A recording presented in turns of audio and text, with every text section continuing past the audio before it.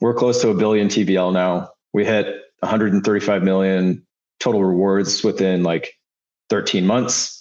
We're now providing the highest volume pools for all of Web3 on chain.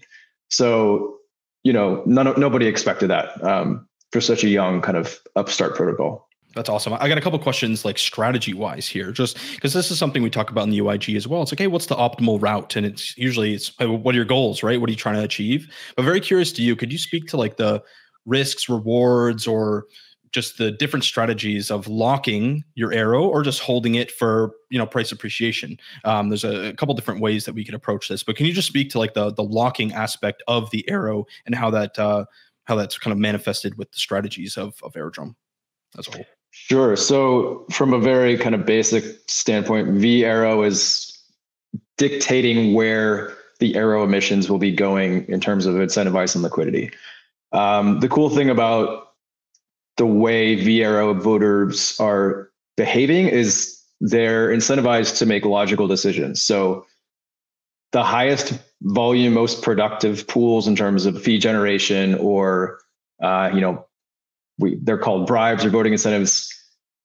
People are just going to vote they're going to vote with their wallet, just like they do in all things. And, if there's a pool that's providing 100% APR or a pool providing 50% APR, regardless of what your favorite token is, unless you are that team, like you're going to vote for the higher APR pool. So there's a pretty cool like self-optimizing component that's baked in. So during high volume periods, like right now, we're in a nice, upward trending market. Thank God, it's been too long. We're seeing some great volumes for like wrapped ETH USDC, and those pools are going to generate a ton of fees. All of the fees are available for veAERO voters to capture if they vote for that pool.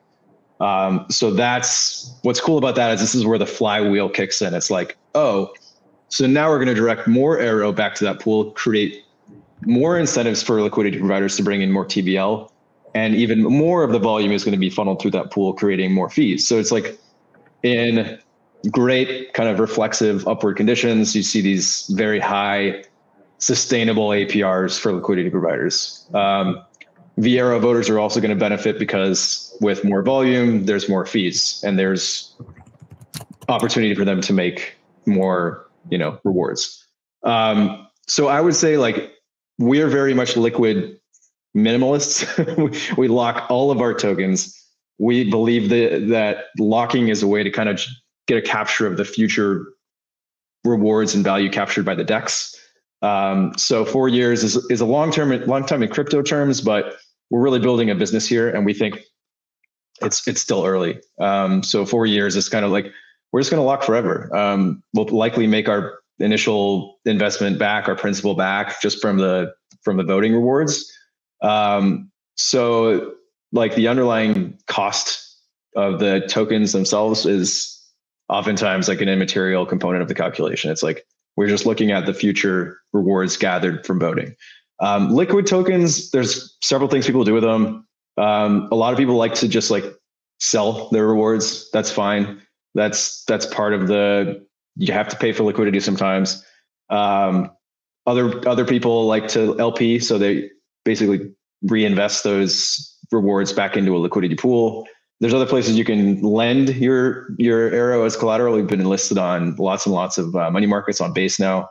I think there was actually a discussion for Aave recently, so that's kind of cool.